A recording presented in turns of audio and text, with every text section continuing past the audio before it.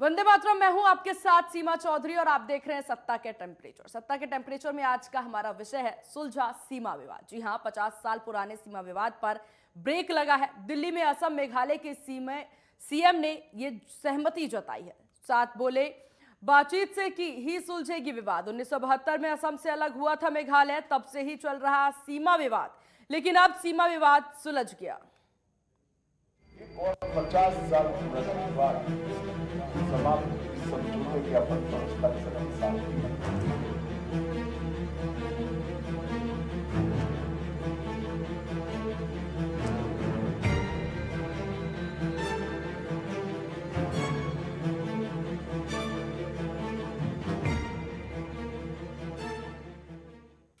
असम और मेघालय के बीच 50 साल से चले आ रहे सीमा विवाद पर ब्रेक लग गया है। दोनों राज्यों के बीच एक ऐतिहासिक करार हुआ। दिल्ली में गृह मंत्री अमित शाह की मौजूदगी में दोनों राज्यों के मुख्यमंत्री ने एक समझौता पर सहमति जाहिर की। असम के मुख्यमंत्री हेमंत बिस्वा शर्मा, सांसद दिलीप सेखिया और मेघालय के मुख्यमंत्री कोनराड संगमा ने राजधानी दिल्ली में गृह मंत्री से मुलाकात की। इस दौरान सीएम पूरे विवाद जो हुआ है सीमा का, उस पर हल निकालने के लिए एक करार किया गया है। इस दौरान गृह मंत्री अमित शाह ने कहा कि दोनों राज्यों की 70% सीमा विवाद से मुक्त हो गया है। दोनों राज्यों के मुख्यमंत्री ने बताया कि आगे का विवाद भी हम बातचीत के जरिए सुलझा लेंगे। वहीं शाह ने दोनों राज्यों के मुख्यमंत्री और उनकी टीम को पीएम मोदी और भारत सरकार की तरफ से धन्यवाद कहा।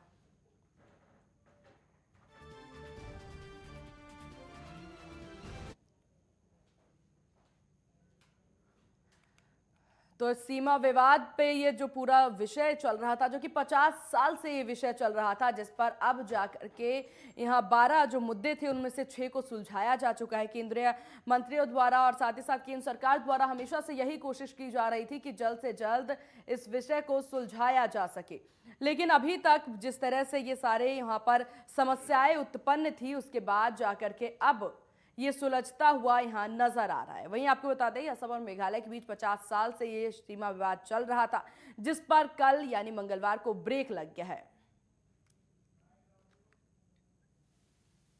एक और 50 साल पुराना विवाद समाप्त इस समझौते ज्ञापन पर हस्ताक्षर के साथ ही हुआ है। मुझे आनंद है कि आज जो 12 पॉइंट डिस्प्यूट्स के थे, वो 12 पॉइंट में से 6 पॉइंट पर असम और मेघालय के बीच में समझौता हुआ है। और सीमा की लंबाई की दृष्टि से देखें तो करीब करीब 70% सीमा आज विवाद मुक्त हो गई है।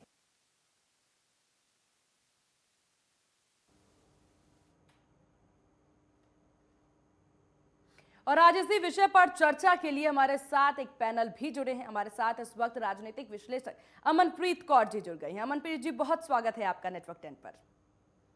थैंक यू जी। अमनप्रीत जी, सबसे पहले आपकी प्रतिक्रिया लेना चाहेंगे, किस तरीके से आप देख रही हैं असम और मेघालय के बीच जो ये 50 साल बाद जो ये विवाद है उस पर ब्रेक लगा है? आपकी पहली प्रतिक्रिया।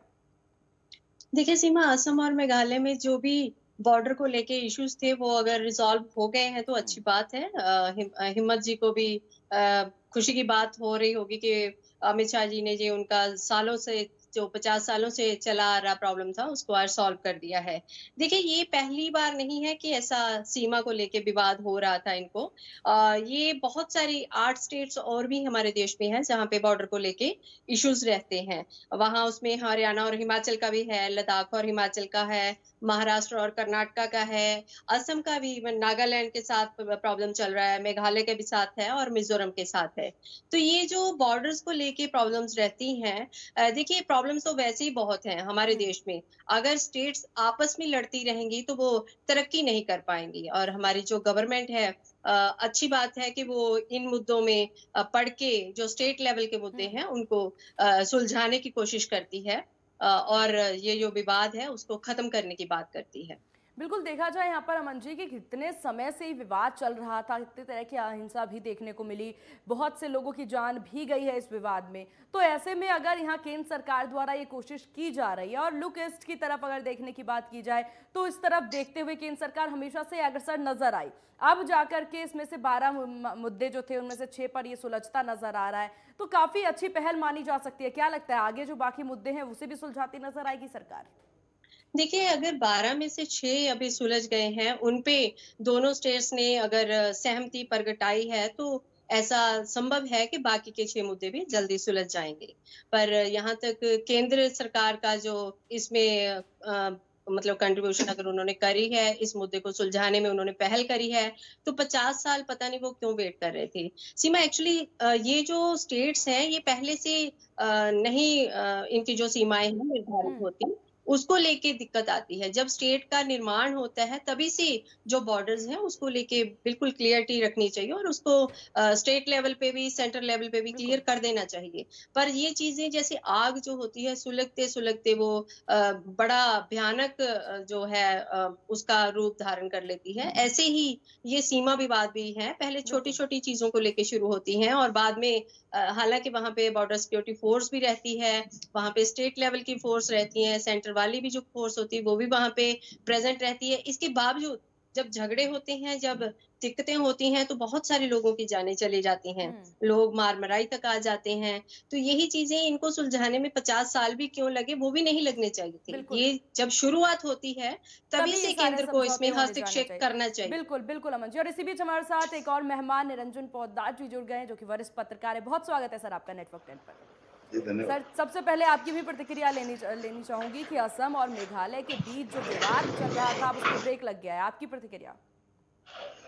देखिए सीमा जी, सबसे पहले तो मैं पूरे देश को बधाई देना चाहूंगा और साथ साथ दोनों राज्यों को मैं बधाई देना चाहूंगा कि जो पिछले समझ लीजिए देश की आजादी के बाद में जो असम और मेघालय का जो आपस में जो एक विवाद चल रहा था, जिसकी वजह से कई बार आपने देखी होगी कि देश ने कैजुअलिटीज देखे हैं, देश ने जो है इस देश के नागरिकों का उसके अंदर जान माल की नुकसान आपने देखा है। आपस में जो इनके विवाद के चक्कर में जो भिड़ंत हुई है उनके अंदर भी आपने देखा होगा। तो आज उसकी वो एक पटाक्षेप की तरफ जा रहा है, तो ये एक बहुत ही सुखद एहसास है। बाकी इसके अंदर देखिए सबसे जो महत्वपूर्ण, अभी मैं बात सुन रहा था आपके जो विद्वान पैनलिस्ट थे उनसे, तो इसके अंदर सीमा जी मेरे को ऐसा लगता है कि जो सबसे मुख्य जो भी प्रॉब्लम होती है उसके अंदर कहीं ना कहीं एक आदमी की इच्छा शक्ति का फर्क पड़ता है। केंद्र सरकार के बिल्कुल। अंदर जो भी पदस्थ है उसकी इच्छा शक्ति इसमें सबसे महत्वपूर्ण होती है। राज्यों के अंदर तो जो राज्यों के जो छत्रप होते हैं, जो राज्यों की राजनीति के अंदर जो वहां के छत्रप हैं, वो कहीं ना कहीं अपनी जो एक उनकी जो वो वहां की लोकल राजनीति के लिए, चाहे आप इसके अंदर महाराष्ट्र तमिलनाडु को ले लीजिए, चाहे आप यहाँ हरियाणा पंजाब को ले लीजिए, चाहे कर्नाटका और उसको ले लीजिए, तो ये जो अपने एक इसके अंदर सबसे पहले तो जब अलग अलग राज्यों के अंदर क्षेत्रीय पार्टियां अलग अलग हो तो इसके अंदर बहुत बड़ी समस्या आती है, क्योंकि उन्होंने कदाचित उस राज्य की भावनाओं को उकेर करके उन्होंने अपनी राजनीति को आगे बढ़ाया हुआ होता है। तो कहीं ना कहीं वो उससे उसमें एक पग पीछे खींचने की स्थिति में इसलिए नहीं होते हैं, उनको लगता है हमारा राजनीतिक नुकसान हो जाएगा। तो आज जिस तरीके से, इसीलिए मैं बार बार आपके पास, जब भी आपके साथ में पैनल में होता हूं तो मैं ये कहता हूं कि इस देश को वास्तव में राष्ट्रीय स्तर की राजनीतिक पार्टियों की आवश्यकता है, जिससे क्या है कि दो राज्यों में अगर समान पार्टी की सरकार है तो पहली बात तो वो राजनीति को जो वो होती है वो नहीं होगी खींचतान, और दूसरी बात फिर जब केंद्र से इच्छा शक्ति के साथ उस चीज का निपटारा करा जाएगा तो वो निश्चित रूप से कहीं ना कहीं वो देश के हित में होता है, उन राज्यों के हित में होता है, और हमारा जो फेडरल स्ट्रक्चर है उसकी मूल भावना के अनुरूप वो चीज होती है। मेरा ऐसा मानना है सीमा जी। बिल्कुल। और निरंजन जी देखिए, इससे पहले अभी हम बातचीत कर रहे थे तो अमन जी की तरफ से एक पॉइंट उठाया गया था, मनप्रीत जी की तरफ से, कि 50 साल क्यों लग गए। 50 साल पहले भी इस मुद्दे को सुलझाया जा सकता था। और ये भी साफ जाहिर हो सकता है निरंजन जी कि जब इस तरह के 1972 में ये दोनों अलग होने की बात इनकी तरफ से आया, असम से मेघालय अलग होने का ये विवाद शुरू हुआ, उसके बाद से ही सारे समझौते किए जा सकते थे। लेकिन ये 1971 कानून के तहत जो पूर्ण गठन हुआ, उसके बाद से विवाद यहाँ पर शुरू हो गया, और इसी कानून की वजह से अब दोनों जो राज्य हैं उनके बीच ये विवाद देखने को मिला। 50 साल का समय क्यों? सवाल यही। मेरे से पूछ रहे हैं आप? जी जी, आप ही से पूछ रहे हो। हाँ, देखिए सीमा जी, बात ये है, मैंने अभी आपको क्या बोला कि कहीं ना कहीं जो पार्टी केंद्र में सत्तासीन है, उस पार्टी की इच्छा शक्ति और उस पार्टी की जो एक नीति और नीयत होती है, इसके अंदर ये सबसे महत्वपूर्ण चीज है। मैं आपको एक चीज और बताना चाहता हूं कि जैसे भारतीय जनता पार्टी के कार्यकाल में आपने देखा होगा, बहुत सारे राज्यों का विघटन हुआ, चाहे बिहार से टूट करके झारखंड बना, उत्तर प्रदेश से टूट करके उत्तराखंड बना, या कई ऐसे राज्यों का हम उदाहरण दे सकते हैं। वहां पे जिस दिन से उन राज्यों का पुनर्गठन हुआ, उसके बाद से कोई विवाद नहीं था। लेकिन जो पूर्व के अंदर, जो मैं कहूं कि आज के 50 साल पहले, 60 साल पहले, 70 साल पहले जो भी राज्यों के जो पुनर्गठन हुए थे हमारे देश के अंदर जब आजादी के बाद में, तो वहां पे कदाचित हर जगह कहीं नदी विवाद हो गया, कहीं पानी विवाद हो गया, कहीं सीमा विवाद हो गया, कहीं भाषा विवाद हो गया। आप ये देखिए, मुझे एक बात बताइए, महाराष्ट्र और कर्नाटक, ये तमिलनाडु के बीच में क्यों समस्या है, और पंजाब और हरियाणा के बीच में क्यों समस्या है, जबकि दोनों प्रदेशों के अंदर कदाचित कांग्रेस की सरकार पंजाब में थी, कांग्रेस की सरकार हरियाणा में भी थी, और कांग्रेस की सरकार केंद्र में भी थी। तो इसका बैठ करके आराम से निपटारा हो सकता था, चाहे वो हम नदी विवाद की बात करें, पानी विवाद की बात करें तो। लेकिन कहीं ना कहीं क्या होता है ना कि इन चीजों के अंदर एक, जिसको कहते हैं अपने क्षुद्र जो राजनीतिक स्वार्थ होते हैं, उनकी वजह से कहीं ना कहीं इस चीज के अंदर एक इच्छा शक्ति नहीं दिखाई जाती, और जो चल रहा है चलते रह रहा है, उस पद्धति के ऊपर आगे चलता है। तो ये चीजें कहीं ना कहीं फेडरल स्ट्रक्चर को भी नुकसान करती है, कहीं ना कहीं देश के विकास में भी दिक्कत होती है। बहुत अहम होता है, और ऐसे में सत्ता में बैठी हुई थी कांग्रेस, उस वक्त से इस तरह का विवाद यहाँ पर चल रहा था। अमनप्रीत जी, देखिए जिस प्रकार से हर राज्य के विवाद को यहाँ पर गिनवाते नजर आए निरंजन जी, लेकिन कुल मिलाकर के अब देखा जाए तो बीजेपी के पास बहुत सी ऐसी सफलताएं इस वक्त देखने को मिल रही है। फिर चाहे वो कश्मीर का मुद्दा उठा लिया जाए, फिर चाहे वो 3 तलाक का मुद्दा उठा लिया जाए, अगर सिर्फ राज्यों की बात यहां पर की जाए तो कश्मीर और अब ये असम और मेघालय, इस पर कितना असर पड़ता 2024 के चुनाव में भी नजर आएगा क्या? ये जो प्रतिक्रियाएं करी जा रही हैं, ये जो सीमा, अगर हम देखें तो सीएम हम क्यों बनाते हैं? अगर स्टेट लेवल का गवर्नमेंट है, उसका हम क्यों निर्माण करते हैं? क्यों इतनी बड़ी बड़ी इलेक्शन करवा के हम सीएम की चोन करवाते हैं, वहां पे मंत्रिमंडल चोन करते हैं? तो उसका कारण यही होता है कि एक सरकार सेंटर में बैठेगी और स्टेट में बैठेगी, दोनों मिलजुल के काम करेंगी। पर जब सरकारें अलग अलग पॉलिटिकल पार्टीज की हो जाती हैं, तो वहां पे उनके डिस्प्यूट आपस में इतने बढ़ जाते हैं कि वो स्टेट को लेके इम्प्रूवमेंट की बात ही नहीं करती। उनका हमेशा एक दूसरे से 36 का आंकड़ा रहता है। अगर स्टेट में से कोई चीज वो लागू करना चाहते हैं तो सेंटर उनके साथ सहमत नहीं होती। अगर सेंट्रल कोई रूल एंड रेगुलेशन लेके आती है तो स्टेट उस पे मोहर नहीं लगाता है। तो ये अगर भाजपा वाले कर रहे हैं तो इसका सबसे बड़ा कारण ये है कि सेंटर में भी भाजपा की सरकार है और स्टेट में भी भाजपा की एक सरकार समय है। पर तो एक आपस समय का जो पर अमनप्रीत जी हर जगह कांग्रेस ही कांग्रेस तो हुआ करती थी। जी जी जी, पर वही होता है कि जैसे नीति और उनके जो मन में क्या चल रहा है, इन चीजों की भी अहमियत रहती है। अगर सॉल्व करना चाहते तो जैसे पहले कांग्रेस की, जैसे देखिए आज बहुत सारे स्टेट्स में सीमा भाजपा की सरकार है, ऐसी एक जमाना हुआ करता था कांग्रेस बैठा हुआ करती थी। पर हो सकता है कि उनकी ख्याल में ये चीजें नहीं आई कि इनको सुलझाना चाहिए, या फिर उस टाइम पे इतनी लड़ाइयां नहीं थी, उस टाइम पे बॉर्डर्स पे इतने इश्यूज नहीं थे, ताकि, या फिर हम ये भी बोल सकते हैं कि सोशल मीडिया उस टाइम पे नहीं था। ये चीजें लेकिन थोड़ी सी छुपी रह जाती थी। विवाद जो असम और मेघालय के बीच में हो रहा है, ये आज से नहीं हो रहा। 50 जी बिल्कुल साल जी, का ये 1972 समय, से है। उस वक्त इतने हमले हुए हैं, 4 लोगों की जी। जानें भी एक समय पर यहाँ पर जा चुकी है। तो ये जानें जो है कीमत रखती हैं लोगों की जानें, और यहाँ पर ये जी। कह देना कि ये जो मामला है वो हाईलाइट नहीं हुआ। आप सत्ता में बैठे हैं तो मामला तो हाईलाइट पे हुआ या नहीं हुआ, आपको हर चीज पर ध्यान देना होगा। देखिए, गवर्नमेंट से कोई बात छुपी नहीं रहती है, क्योंकि उनका जो बॉर्डर सिक्योरिटी फोर्स लगी रहती है, उनकी जो रिपोर्टिंग है, उनके रिपोर्टिंग ऑफिसर हैं, वो स्टेट लेवल को बताते हैं, और स्टेट सरकार जो होती है वो सेंट्रल लेवल तक अपनी बात जो है पहुंचाती है। पर बात तब उठाई जाती है जब ज्यादा, जैसे आजकल सोशल मीडिया का जमाना आ गया, आजकल मीडिया इतना हाईलाइट कर देता है बात को, या फिर अगर 4 लोग मरे हैं तो वो पूरे भारतवर्ष के लोगों को पता रहता है कि असम और मेघालय की बॉर्डर को लेके ऐसे-ऐसे वहाँ पे कुछ प्रॉब्लम हुई है, चलिए ठीक लड़ाई हुई है ठीक और लोग मरे हैं। तो जी ये चीज़ें जब लोगों की तक हम्म पहुँचती हैं, तो लोग ये मुद्दे उठाते हैं, इसलिए सरकारों को हस्तक्षेप चलिए करना ठीक पड़ है। रहा है। निरंजन जी, आप कितना इत्तेफाक रखते हैं इस बात से कि सोशल मीडिया था तभी जो सरकार है उस पर ध्यान केंद्रित कर पाई, नहीं तो सोशल मीडिया ना होने की वजह से ही 50 साल से ये मुद्दा यूं ही घसीटता चला गया। देखिए सीमा जी, सबसे पहले मैं आपको उसी बात को दोहराऊंगा कि सबसे पहले आपकी नीति और नीयत ये महत्वपूर्ण रखती है, महत्व रखती है, क्योंकि सोशल मीडिया नहीं थी हमारे यहाँ हिंदुस्तान के अंदर कदाचित मीडिया, अखबार और जो लोकल जिसको कहते हैं, जो लोकल अखबार है, वो सदा से अपना एक जन जागृति का या ये लोगों के अंदर एक जागरूकता फैलाने का काम करते रहे हैं। हमारा देश जो है मीडिया का देश में मीडिया जो चौथा स्तंभ माना जाता है, वो सदा से सबल रहा है। हम जब बच्चे थे उस टाइम सोशल मीडिया भी नहीं था, टेलीविजन मीडिया भी नहीं था सीमा जी, उस टाइम अखबारों ने लोगों को जागृत किया हुआ था। तो बात वो नहीं है सोशल मीडिया, देखिए आप क्रेडिट किसी को भी दे दे, इसके अंदर सबसे महत्वपूर्ण क्रेडिट जो जाता है वो आपकी नीति और नीयत को जाता है।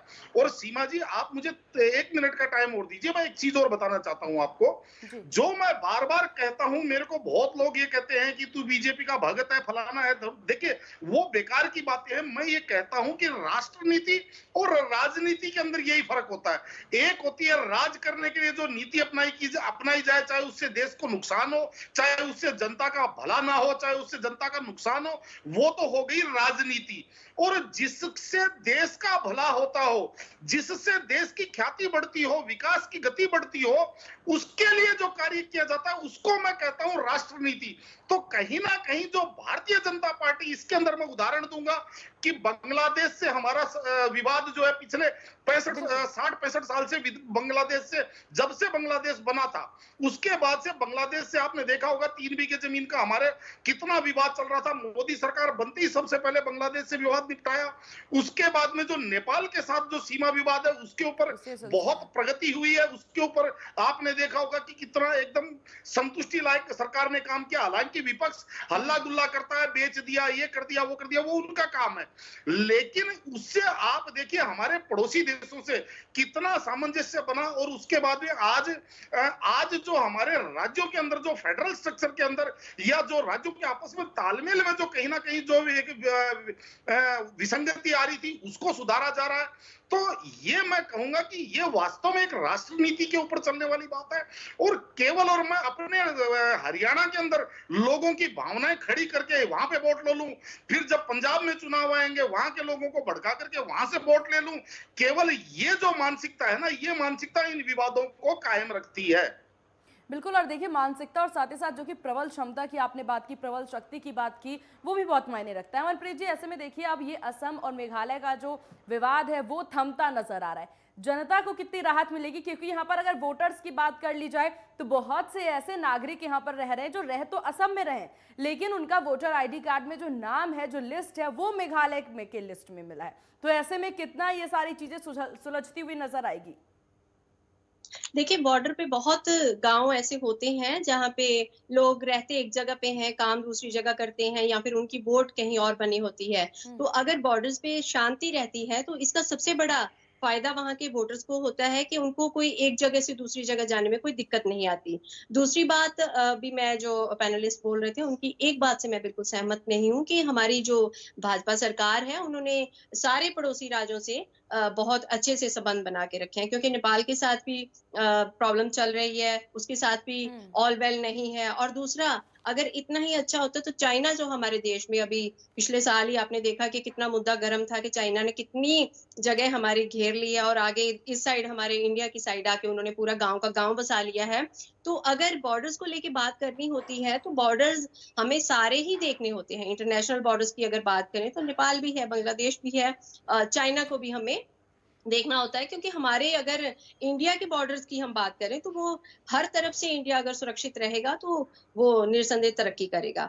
और असम के बॉर्डर्स की अगर हम बात करें तो असम के जो बॉर्डर्स हैं वहां पे भी मेन मुद्दा यही है कि अगर भाजपा अपनी पूरे देश भर में अपनी जड़ें फैलाना चाहती है, जैसे अभी मैक्सिमम स्टेट्स में उनकी सरकार है, अगर वो जम्मू कश्मीर के मुद्दे को भी सुलझा पाई है, तो इसका सबसे बड़ा कारण यही था कि एक तो देखिए हौसला होना चाहिए। अगर सरकार आपकी है, अगर सरकार के सारे मंत्री जो हैं आपकी हाँ में हाँ मिला रहे हैं, आपको लगता है कि आपका कोई विरोध नहीं करेगा, तभी आप इतने बड़े-बड़े फैसले ले सकते हो। एक तरफ जब जम्मू कश्मीर के किसी भी मुद्दे को कोई सरकार हाथ नहीं लगाती थी, भाजपा ने इतनी डेयरिंग दिखाई कि वहां पे उन्होंने 370 हटा के दिखा दिया।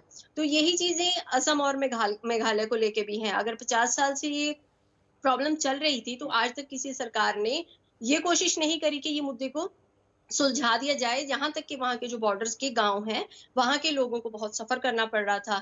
उनको कितनी दिक्कतें कभी-कभी नहीं बल्कि डेली उनकी लाइफ में सहन करनी पड़ रही थी। तो ये एक स्ट्रॉन्ग गवर्नमेंट का भी डिसीजन होता है। एक अगर सेंटर में गवर्नमेंट आपकी स्ट्रॉन्ग है, वो स्ट्रॉन्ग डिसीजन ले सकती है, उनको पता है कि उनके डिसीजन का कोई विरोध नहीं करेगा, तभी ऐसी चीजें संभव होती हैं। और बिल्कुल। यही है कि अगर स्टेट में शांति बनी रहेगी, तो ही हमारे जो इंटरनेशनल बॉर्डर्स हैं, वहां पे भी हम ध्यान दे पाएंगे, बिल्कुल। तभी हमारा देश तरक्की कर पाएगा। अगर हम आपस में ही लड़ते रह जाएंगे, तो हमारा देश बहुत पीछे चला जाएगा। बिल्कुल, बहुत ज़रूरी है कि राज्यों में हमेशा समानता बनी रहे, समन्वय बनी रहे, तभी देश तरक्की करेगा। निरंजन जी, ऐसे में देखिए जो 50 साल का विवाद है ये शांत हुआ है। मेरा फिर से सवाल वही कि आम जनता जो सबसे ज़्यादा किसी भी राज्य में लड़ाई हो, किसी भी देश में आपस में लड़ाई हो, जिसे जूझना पड़ता है वो होती है वहाँ की नागरिक, वहाँ की जनता। ऐसे में असम मेघालय का ये विवाद शांत होता नजर आ रहा है और 6 विवादों पर यहाँ पर समन्वय भी बनता नजर आया। वहाँ की जनता को अब क्या कुछ जो फायदे हैं वो इस विवादों को खत्म होने से मिलते नजर आएंगे? सीमा जी, मैं आपका इस सवाल का जवाब बाद में दूंगा। पहले मेरी जो विद्वान पैनलिस्ट जो मेरी साथी हैं, उन्होंने जो एक मेरी बात पे जो टिप्पणी की है, मैं उसका जवाब देना चाहता हूं। देखिए सीमा जी, ऐसा है, बात इन्होंने चाइना की करी, बात इन्होंने नेपाल करी। मैं आपको इनको एक चीज बताना चाहता हूं कि हमारा जो चाइना हमारा पड़ोसी देश है, वो आज दुनिया की तीसरी महाशक्ति माना जाता है। और इतना बड़ा सशक्त देश पिछले 20 साल से नेपाल के ऊपर पूरी तरह आंख गड़ाए बैठा हुआ है और नेपाल को झपटने के चक्कर में बैठा हुआ है। उसके बावजूद भी आज नेपाल से अगर हमारे मैत्रीपूर्ण संबंध है, तो ये छोटी उपलब्धि नहीं है। दूसरी बात, जो इन्होंने चाइना सीमा विवाद की बात करी, तो सबसे पहले देखिए, मैं ये कहना चाहूंगा कि गिलास आधा भरा है या आधा खाली है, ये आपका दृष्टिकोण है। गिलास की स्थिति वही मिलेगी आपको, पानी की स्थिति वही है। आपका दृष्टिकोण क्या कहता है, ये देखने वाली बात है। मैं तो एक चीज जानना चाहता हूं इनसे, या किसी को भी मैं एक बात कहना चाहता हूं कि सन 1962 के युद्ध के बाद में चाइना भारत में कितनी बार घुसा, और जितनी बार घुसा उसके बाद में वापस कितनी बार गया है अपने क्षेत्र के अंदर। जितनी बार भी घुसा, उतनी बार उसने उतनी जगह के ऊपर कब्जा कर लिया। और पिछले 8 साल के अंदर चाइना ने जो हिमाकत करी, चाहे आप उसको डोकलाम में देख लीजिए, चाहे आप उसको गलवान में देख लीजिए, चाहे आप उसको अरुणाचल में देख लीजिए, चाहे आप उसको तिब्बत में देख लीजिए, कि चाइना जितनी बार घुसा है, उतनी बार उसको अपने आप को वापस बैकफुट पे ले जाना पड़ा है। और जिन जमीनों की ये कह रहे हैं उन्होंने गांव बसा लिए, ये जमीन सन 1962 के बाद में जो चाइना ने कब्जाई थी हजारों एकड़ जमीन, ये गांव उस जमीन जो जिसको हम विवादित जमीन, जिसको हम एक्साइज चीन बोलते हैं, ये जमीन उन विवादों के ऊपर उन जगहों पे इन्होंने वो गांव बसाए हैं, जिसके ऊपर भी अभी पूरी कूटनीतिक रूप से पूरी वार्तालाप चल रही है। नहीं, मेरे लिए सबसे, मैं गिलास आधा भरा हुआ केवल इस चीज को देख करके देख रहा हूं कि चाइना हमारे यहाँ इतनी बार घुसा और उसको वापस बैक मारना पड़ा, चाहे गलवान के अंदर चाहे कितनी ही बड़ी झड़प हो गई हो, हमारी तरफ से भी काफी हमें जनहानि, हमारे सैनिकों को वीर गति प्राप्त हुई, और उसके यहाँ पे भी बहुत बड़ा डैमेज हुआ। उसके भी जैसे सुनने में आता है भाई 35-40 उसके भी सैनिक मारे गए। इतनी बड़ी टकराव के बाद में भी चाइना लड़ाई के मूड में नहीं है, और आज हम चाइना से आंख मिला करके बात कर रहे हैं, ना आंख झुका करके, ना आंख दिखा करके।